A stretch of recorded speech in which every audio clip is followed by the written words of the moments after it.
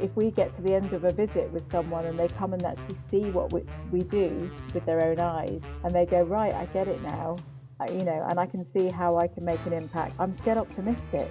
There's still opportunities out there. There's great opportunities for businesses to be working with charities. Our houses are essentially like hotels, but with a bit more heart. This is the Giraffes Don't Eat Steak podcast. The podcast for curious marketers who zig when others zag. In this episode, Caroline Sinclair shares how businesses can create meaningful charity partnerships beyond traditional volunteering activities. Hello, Caroline. How are you, my friend? I'm well, thank you very much. Nice to be here. So awesome. Thank you so much for joining me on Giraffes Don't Eat Steak.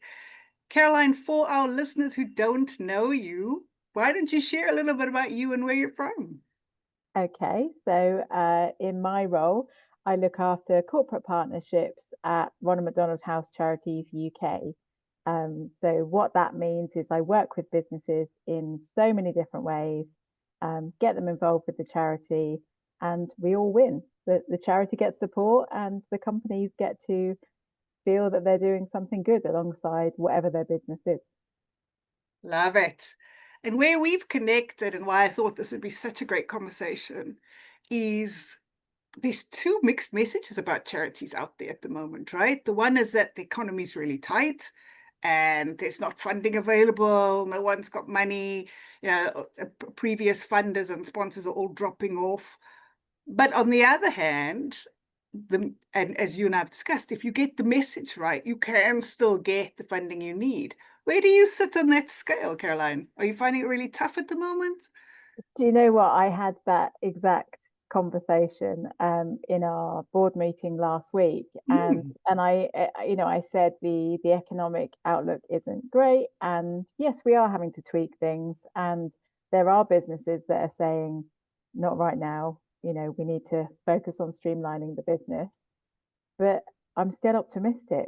There's still opportunities out there. There's great opportunities for businesses to be working with charities.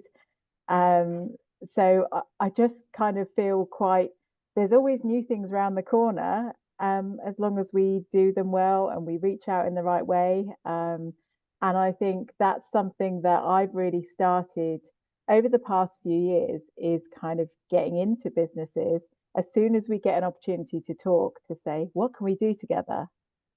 It's like a lot of businesses will come to charities because they think, oh, we'll come and do a volunteer day. But then it's everything else around it that then spirals from there.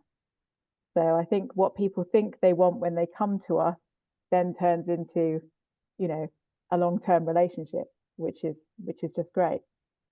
Absolutely. It's interesting. So a couple of episodes ago, I was talking to Jill Tiny, who is the CEO of Collaboration Global. And what you're talking about touches on that, right? It's about collaboration rather than just a handout. Yeah. And that builds better partnerships and better relationships. But in order to do that, you need to be clear on who you're looking for, right? Yeah, and it is tricky. You're definitely right there in terms of what you're looking for.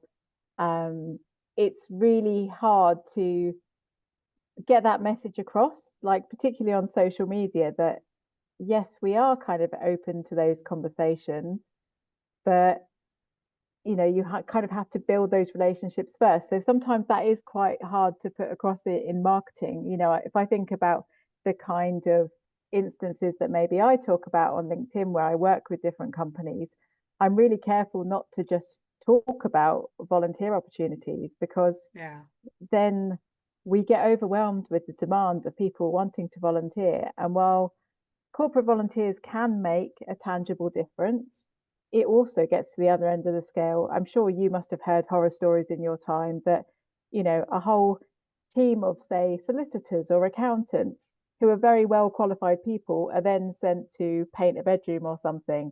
And maybe that's not the best use of their time, like for the charity or for the company. So it is quite hard to get through those misconceptions of what people think that they want to do, and sort of treat it a bit more delicately. So that's why I think when I talk about on social media the things that we're doing, I'll go, this is a great example of someone not just doing a volunteer day, it's they're giving their skills or they're giving their advice.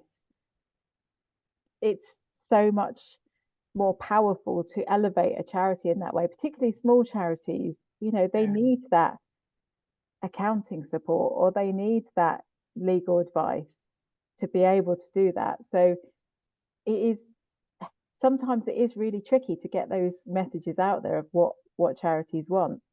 And I think, you know, if we get to the end of a visit with someone and they come and actually see what we do with their own eyes, and they go, right, I get it now, you know, and I can see how I can make an impact either by giving advice or time or giving products, for example, if they are a company that makes products, that's something that I've seen an uplift in definitely post-COVID because companies have said, you know, we don't have the cash to give, but we can give you some of our products. And that might be that it helps our budget in that way. So we're not spending as much as a charity, and therefore we're not needing to raise as much.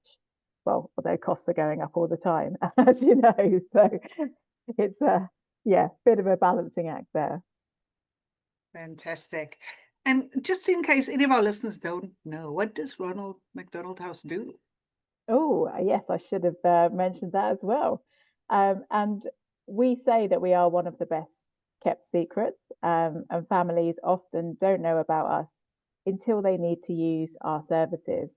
Um, we provide free accommodation next to children's hospitals across the UK. But indeed, we are also a global charity, so there are chapters all around the world. So you could be on holiday in Florida, for example, and your child might have an accident and suddenly you end up in hospital. You're miles from home. So obviously you need somewhere to stay. And just, you know, to be in a hotel anywhere in the world at the moment is pretty pricey per night. You could be there days, you could be there weeks, you could be there months. So yeah, I think in terms of our awareness in the UK, it's definitely on the increase and has been over the past 10 years. Naturally, as more people are using the charity, we now have over 500 bedrooms in children's hospitals across the UK or next to children's hospitals. So it's kind of that word of mouth is growing. Our reputation is building, but there's still more to do, and so many people don't know about the charity and what we do, and how they can get involved, how they can make that tangible difference, when people really, really need that support. Oh, absolutely. That's lovely. And I mean, touch wood, I've got 2 kids, and my son was kept in an incubator after birth, which was really terrifying. I must admit, I was a bit stubborn. They kept telling me to go home, and I was like, I'm not leaving here. Okay, I'll sit on the floor. I don't care. I'm not leaving my kid. That's what I hear all the time. So many parents, yeah, they will not leave the hospital, and without that accommodation, they will sleep in chairs, they will sleep in tents, they will sleep in their car, but they will do anything but go home. So I get you there. So yes, I would really have appreciated that support. I fully understand what that need is. So what makes a good collaborator partner? I don't know what to call them. What do you call them? Donor? What is the word for the people you're looking for? Sponsor, Well, donator, yeah, I mean, I guess broadly we call everyone supporters. They're all supporters of supporters. the Okay. charity. In you know, in a corporate sense, yeah, definitely corporate partners. And we are really lucky that we have some that support us year in, year out in different ways. Um, some businesses might choose just to come to events, and that's lovely. You know, they support our events, that brings in fundraising. It also helps them to do networking with other businesses, so it ticks a box in that way. Yeah. Some will choose to donate financially. They might adopt one of our bedrooms. So like I said, we've got over 500 bedrooms across the UK. So that's an opportunity to kind of, you know, really feel like you've given and made a difference in that way. And sort of knowing that every family that stays in that bedroom will see, your company name essentially is sort of great for them. And like I said, a lot of companies will give us products and help us with our running of the houses. Our houses are essentially like hotels, but with a bit more heart. So I think that's what people say when they come in. We describe it as a home away from home. But everything that you need to run a hotel is what we need in our houses. Our houses go from 7 bedrooms to 84 bedrooms. So as you can imagine, there is a lot that goes into it. And sometimes it just means that people come and see it and feel inspired to do something and they want to give their service. I can give you an example of one of those that just sprung to mind. Yeah, so we had a networking event in our house in Oxford next to John Radcliffe, and we had a couple of people came along from a company called AirCharge. They do the phone charging pads, which you sometimes see in public spaces, hotels, restaurants. And they came into the house and they said, we'd love to give you some of these AirCharge pads. So basically it means that at the bedside, people don't need to worry if they've got their USB cable with them. They can just pop the phone on and it will charge. And that's such a simple thing that if our company hadn't come to our house and actually seen all the bedrooms and gone, we'd like to help in this way. It's just amazing how that one meeting can make them go, we can definitely help here. Our product would be great. And again, it's also, if you think about it, it's also marketing for them. It's them getting their product seen with all the people that use our facilities and who are so grateful.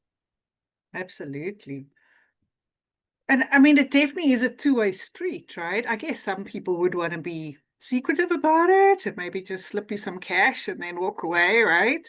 But for most corporates, there's some benefit. If you're sending your team in to, let's say, paint a bedroom, and I know that's not your primary focus, but let's say that's what you do, where's the photos? Talk about, it's your company culture, right? Of this is the stuff we support. This is what we do with our teams. This is who our people are.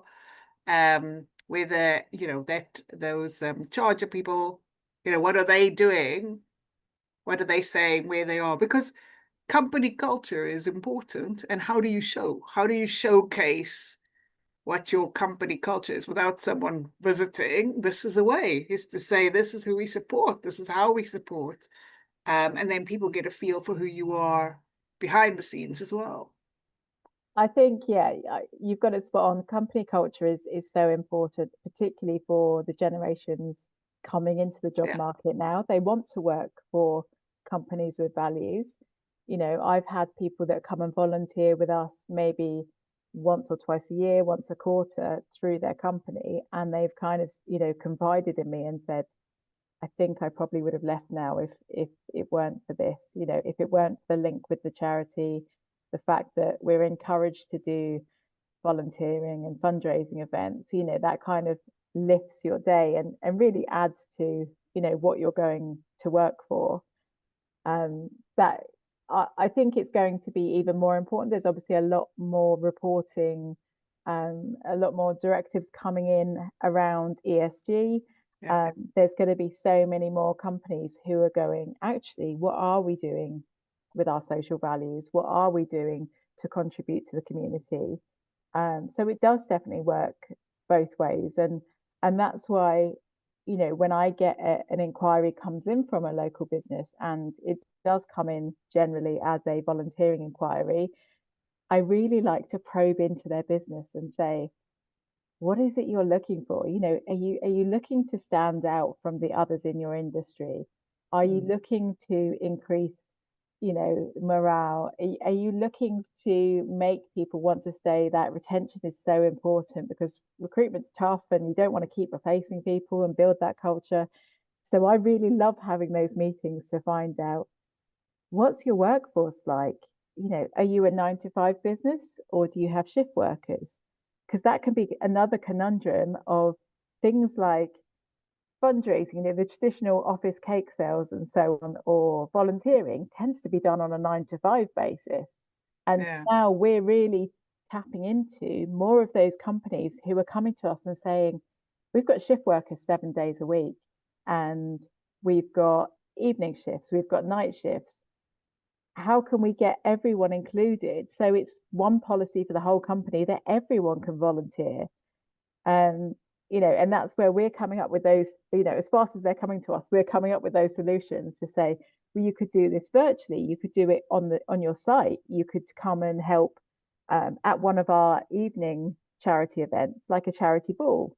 We always need logistics support in terms of, coming and helping with those evening events and transporting everything at the end of the night when we've been on site at this charity ball, setting it up all day. And then to get to the end of the night, like 11 o'clock, all the guests hit the bar, and then there's just like a few of us packing up a van. So to have volunteer support in the evening is really, that is a gift to us. But Yeah. It's something that I can't believe we haven't thought about before. But there's so many businesses out there that until now have had large sections of their workforce who haven't been able to get involved with this charity stuff. So it is sort of making that whole company culture and the inclusion that everyone can get involved. I've even got a company who are opening a new site soon, and they are getting me in there in the inductions. So from the word go, everyone who joins the company will know this is the company culture and this is Nice. how we do things. Because I think, when you're doing it the other way around, you kind of have a meeting with one person and they like what you're doing, or you have the charity committee selects you as the charity they want to work with, and you might have a couple of contacts, but it takes a while to kind of do lunch and learns or Yeah. go and present at their town hall meetings, or to get that message across to everyone. And everyone likes to be communicated with in different ways, so you have to kind of have all those different touch points to really get a whole business on board with you. So for us to be invited to come along and do the inductions for this new site is great. It's fabulous. Yeah, from the word go, we're going to be able to say, yes, we know that everyone has their own personal charities they like to support, and that's never going to stop. They're still welcome to do that. But as a company, this company supports us, and here are the options of ways that you might be able to support. And you just never know. When I meet those people, the kind of, it's not just running challenges. It can be absolutely anything. I've got a team, a couple of people who are doing a VW golf challenge next year who are driving across Morocco. Wow. And in a 1980, I think it's 1989, I'll probably be wrong on that, 1989 VW Golf, which they're having to, take along a spare engine for to drive across Morocco. But that's a great thing for them to be doing as a sideline to their business, and everyone can kind of get involved, and all the fundraising they're doing. So I love talking about different fundraising ideas with people. It doesn't always have to be, like I say, a cake sale or whatever. There's so many different ways that people can get involved and give something back to charities. Just do what they're passionate about. People love to have an evening out. People love to have a social event. And that's, indeed sort of where things like the volunteering works really well with businesses, because in this hybrid world, people are all over the place. Now they can work from home from anywhere. And now just to try and get those teams together, why spend £2,000 on a cheesy team building experience? Like, bring them to volunteer. I always love seeing the team dynamic that develops when you're in a volunteering scenario, and who's the stainless steel clean freak, who's the person that picks up the mop and won't let go, and someone always loves the getting the vacuum. So yeah, just seeing those dynamics and how they're going to work out the task between them, it has a massive place, I think, in company culture now. Yeah. And I think there's also an aspect, and I've been going through this in the last couple of years, of giving back. And often when you work for a corporate, you, depending on where your role is, you may not ever see the impact you have on people, right? If you're in the back office or you're in finance or IT or you're somewhere away from the front line, you don't ever feel the impact you and your business has on actual people. And so it can feel quite meaningless. And so for me, this is also a way to actually feel like I'm making a contribution. And so that's also something I think that companies get out of it, is helping their staff feel like they're having a contribution, that they're actually doing something good and giving back. And I mean, I work with a charity here, and we provide Christmas lunch for the lonely, right? So people who'd normally be alone for Christmas. And my kids go with me every year, and they moan. I've got teenagers. They moan. They're like, "Oh, I'm not even being paid for this. What's in it for me?" You know, that's where their headspace is. And I keep saying, one day you will realize that you got more out of this, right? Than all your moaning. Maybe not for a teenager. Maybe they need a bit of time, but I'll keep doing it. But for me, as exhausted I am by the end of it, because we have, usually up to say 80, 90 people, and you're serving, and I was cutting up food for someone because, they don't have teeth really, whatever it was, right? By the end of the day, I was exhausted. I don't think I've ever worked hard in my life, but I also don't remember being happier. Does that make sense? Yeah. So Yeah. as tired as my feet were, I was really down, but I felt so fulfilled. And I think companies that can provide that space for the employees to just be frontline, because that's what you are, right? You're back in the front line, even if it's for a moment, a day, or whatever it is, to get lifted up so you can go back into your little cave if you're an accountant or whatever it is, and carry on doing your job. Yeah, I think it works wonders, and it is really funny because, like I said, we, in our scenario, we're like a hotel.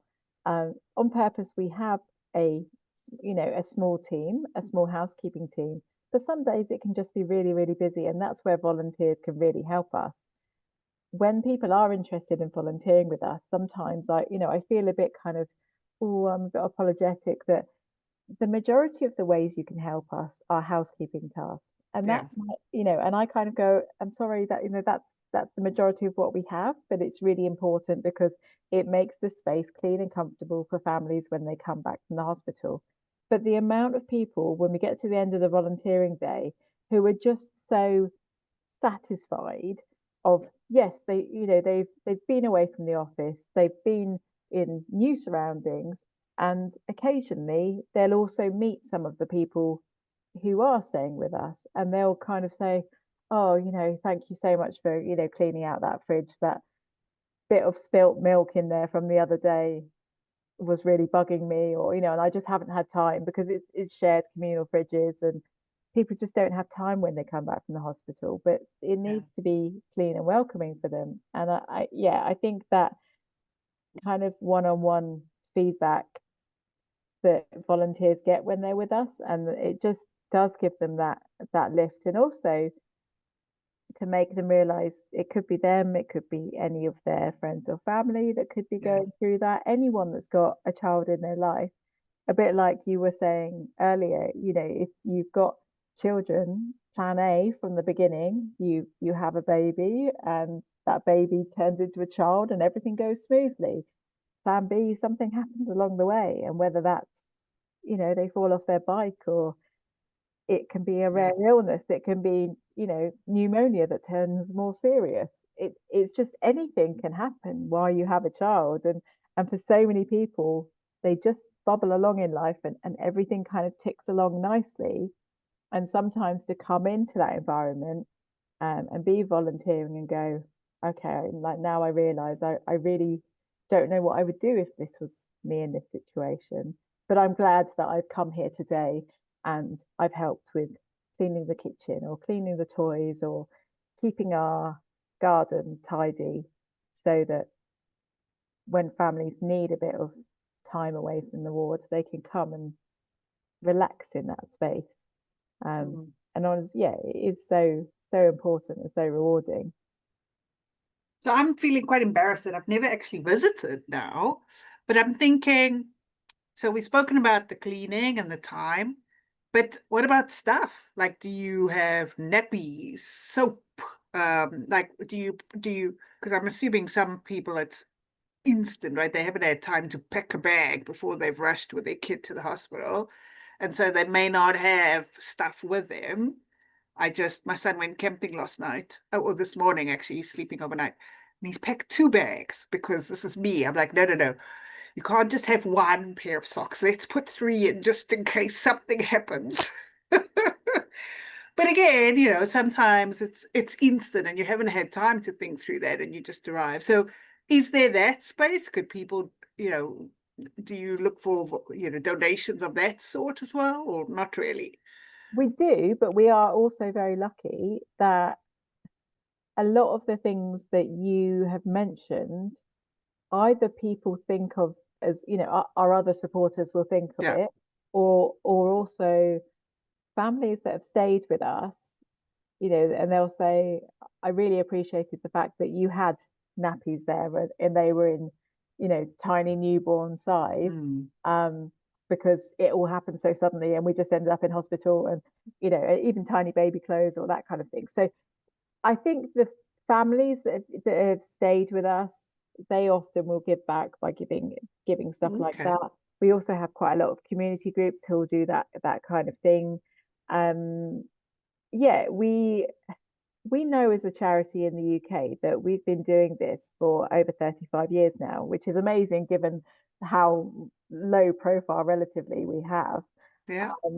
We've been doing accommodation at children's hospitals for all this time. So our direction as a charity over the next 5 years is to increase the support that we can offer for families. And whether that is stuff or whether that is counselling or, those kind of support systems for when they're in the hospital and beyond. Don't forget, if someone has been in hospital for 6 months or a year, that whole transition to actually going home and not having a nurse by your side the whole time, Yeah. that's quite tricky. So there's a load of ways that we're looking at as to what we can do going forward. Something that we have started is on the food side. So all of our houses have what's called a grab and go area, and that has snacks, fruit, drinks, the kind of just real easy stuff that people can take with them to the hospital ward, because when they're by their child's bedside or their baby's cot, they might not be able to leave. Depending on the age of the child or how critically ill they are, they can't often leave Yeah. during the day. And if they do, they'll go to, the hospital canteen and they'll buy something really expensive, um, and not very satisfying. Yeah. So we're trying to just make sure that baseline is that there are snacks there available, and maybe, a piece of fruit and a cereal bar, or like an instant noodle pot. It just might come to their rescue in the middle of the day when they haven't managed to leave the child's bedside. So that's something that we've definitely been focusing on, making sure that that's a basic requirement in our houses. But as you can imagine, if we've got at the most 84 bedrooms, that could be two parents potentially and, a sibling or two staying in each bedroom. You could quickly do the maths. We could get through 400, 500 snack items a day Yeah. in one of our houses. So that's also a way that we've been building our support. A couple of the companies that I work with have just like a collection point, the same as you would for a food bank, in their reception. So people can bring in a pack of juices, for example, a pack of cereal bars, just add it into their weekly shop. It's still them being able to give back or give to Yeah. people in those circumstances. But yeah, where times are tough, in the outside world, it's even worse when you've got a child in hospital. Yeah. So that's the feedback that we've had from our families staying with us. Anything that we do to support them with those kind of items and food, is definitely appreciated. And obviously, yeah, the same with the toiletries. We tend to have a lot of those donated as well. Yeah, because people could be just coming in the back of an ambulance if there's been a road accident, or they might be, if they've come in for specialist treatment, they might be airlifted in by air ambulance. So they've got like maybe their handbag on them and that's it. Absolutely. Yeah, so we'll always try and do our best to see what more we can do to support. And that's where, all of our supporters then feed into that in those opportunities. But I will say that things like, I think I've talked about it on social media before. And within a lot of charities, there's a lot of people who want to give donations, and they'll have a fixed idea of what they want to give in their head, but they don't ask the charity first. And so my biggest things are always Easter eggs and toys for children, because everyone thinks they're the first person to have had that thought. So, yes, by all means, if there's a charity that has put on their social media, we need Easter eggs, we need toys for Christmas, we need help with this, please do like give to that appeal. But if charities haven't asked for it, then check with them first. Yeah. Because, sometimes people turn up with pallets and pallets worth of stuff without asking, and they just turn up and we're like, oh, okay, and then you start thinking, we're quite lucky as we're a national charity with local sites, and we can kind of go, okay, well, Southampton, are you okay? Like Bristol, do you need some? We share stuff around if we get a big donation, but it is just very much when people surprise us, it's like, I wish you would check with us first before you do what people just want to give what they want to give. So that's what I always find really fascinating. Yeah. And I guess it's also just practical, right? You need to think of storage, delivery. I mean, even if you are going to share around, there's transport. So it makes sense if someone contacts you first saying, look, I have 1,000 Easter eggs. Can I bring them over? Not just pitch up with the truck saying, here you go, good luck to you. Yeah. There's definitely a feeling of, well, charities should be grateful. And it's like, yes, we are grateful for donations. We're grateful for donations of, things that help. And there's so many people that help us all year round with different things. And they come in and we're like, oh, that's brilliant. Thank you. But yeah, when you turn up with a cupboard full of stuff, charities often just don't have the storage. So then you're giving them a new conundrum to deal with, on top of providing the service they provide and funding the service they fund. And suddenly they've got a storage problem. So yeah. Yeah, no, that's a good point. So how do you market yourself? How do you market your services? As in me personally, or as in the charity? Well, either or. You decide which you want to answer. Well, I guess do you market? You've just said you're the best kept secret, so maybe that's the answer. I think we've always been we do market in different ways. We market a lot of our fundraising events. I think as a charity, we have different streams of our marketing, and then obviously to people who then donate to us, we might then write to them when we've got an appeal on and see if they will donate again.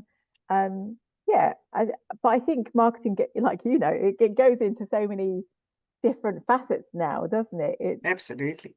It's just like, yes, there's the conventional marketing, there's email marketing, there's the social media, and suddenly something, what I love it most, and I think is actually most effective, and probably is the same for brands just as well as charities, but there tends to be every so often a post that goes viral on social media, which is about us as a charity.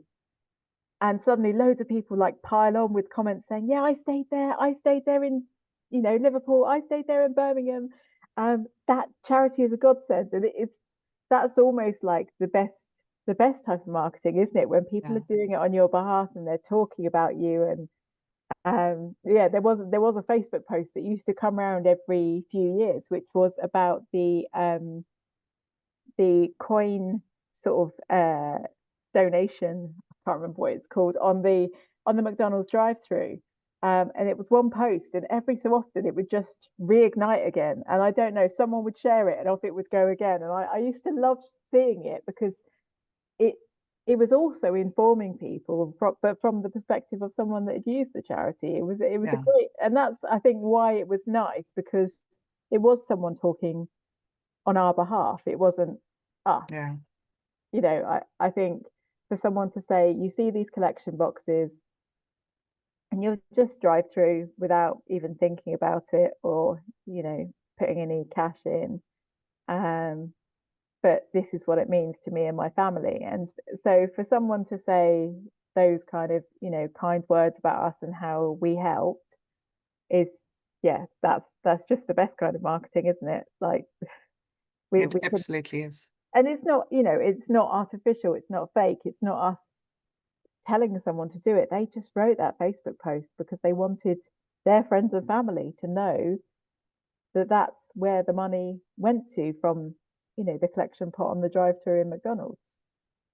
So Yeah, customer testimonials, yeah, word of mouth, right? That's all what we live for as business owners. That's the easy marketing. But I guess what you do, because you work a lot with corporates, is more account-based marketing, right? If we take it into sort of traditional marketing terms, um, which is, as you spoke about, researching, what companies need, what they're looking at, and how you can match their needs with your needs. Would that be a fair reflection?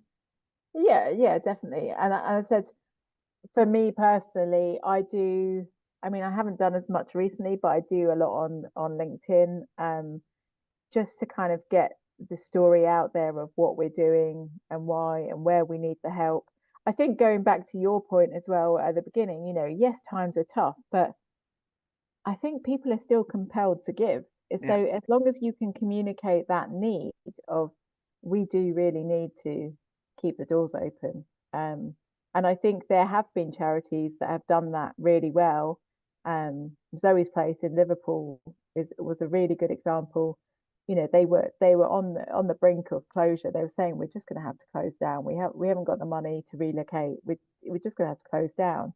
And the whole community just rallied around, and millions come out of the woodwork, and it is just framing that ask and saying, no, this is serious, we do actually, we do really need it. yeah, So I think it's, a lot of the time the messaging needs to be quite precise on what you need and conveying the urgency of it. yeah. Definitely. Okay. I think that also the thing that I love about what you do is variety, right? And I know it's not you personally, but in terms of your team, there's black tie balls to skydiving to, I think last year the fire walk to, you know, um, it's quite a variety of ways. So if something appeals to you more than something else, then at least there's a direction. Would you say that's part of the secret to your success? Yeah, I mean, I like to go in, to those meetings when I'm talking to people with we have our events calendar of things that we tend to do year in, year out, and we're always bringing in new ones. We're looking at a clay pigeon shooting event, Mm, but which is something that we haven't done before. And I just think, yeah, to find those different things and to be able to, I go into a company and I kind of say, here's our menu of the normal things we do. But then if you want to do something else, that there's, like, like I said with the golf challenge, that if your team wants to do something else, it might be, I had a sponsored walk last year from Coventry to Hemel Hempstead. That was 78 miles. They dreamed that up themselves, and it took them 3 days, and that was just an incredible challenge. But that was between that company, it was two of their sites, so it really, it had a great selling point because no one else had done and it was, their own challenge between their two sites. So yeah, I think I like to have the variety to be able to go and present to people, um, and get them involved that way. But yeah, in terms of my job as well, I can be going to a factory one day, a farm the next. yeah. We were involved in the Open Farm Sunday for the first time this year. So one day I was on the farm, the next day I was at a gala dinner in London in a ball gown, and that's just my life. I go to building sites and I've got a hard hat on. I go to factories and I'm there in all my PPE with like white coats and safety shoes. So I love, yeah, that's why I love getting into those businesses and just seeing what makes them tick, and also seeing what they've got around their site. Are they advertising their challenges or their social events, or have they got notice boards in the factory or in the canteen? Where's the marketing opportunity there as well? I think that's always really Nice. interesting. And sometimes I can go to somewhere and go, okay, well, I can send you some posters for this, and you can put them up. Or I go to one site and they put all of the giant checks that they have for the fundraising each year, they put on the wall in their canteen. And I think that's Oh, brilliant, because that's people coming in, day out, and being reminded, this is what we did last year. Like, let's do it better this year. And it's a visual reminder of everything they've done for various charities on the wow, wall in that's the lovely. canteen. So I love picking up those little tidbits and then going to other companies and go, oh, well, this company do this, and maybe that would work for you. Um, yeah. Oh, no, I love that. That's fabulous. So, Caroline, if anyone is now sparked by the need to get involved, how can they get hold of you? Well, if you want to get in touch with me personally, as I said, I'm on LinkedIn. I'm Caroline Sinclair, and I work for Ronald McDonald House Charities UK. So you'll easily find me among the Caroline Sinclairs on there, and find me for my picture. Otherwise, if you want to have a look at what we do as a charity and our events, that's www.rmhc.org.uk. And everything's on there about supporting us, donating to us, getting involved with volunteering. And yeah, like I said, all of our events are on there, and that always gets updated as soon as we've got new events confirmed. So yeah. Awesome. And what's the next one? Well, I'm at a golf day which is being hosted by a company. So I've just Fabulous. taken a break from the golf course to come and do this. We've got a whole summer of golf events going on at the moment, so it's quite a busy one, and we've also got a stall at Truck Festival. So Fantastic.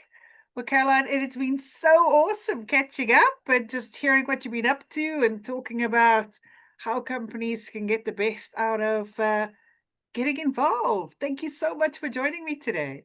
you're very welcome. And I always say a rising tide lifts all boats. So if people don't choose to support us as a charity, hopefully the things that I've said will resonate with them, and whatever their chosen charity is, they'll think about getting in touch, think about how they can make a difference, and think before they donate pallets of stuff.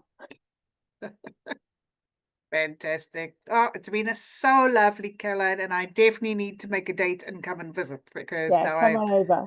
I feel like I need to do that. Thank you so much, my friend. We'll talk to you again soon. Thank you.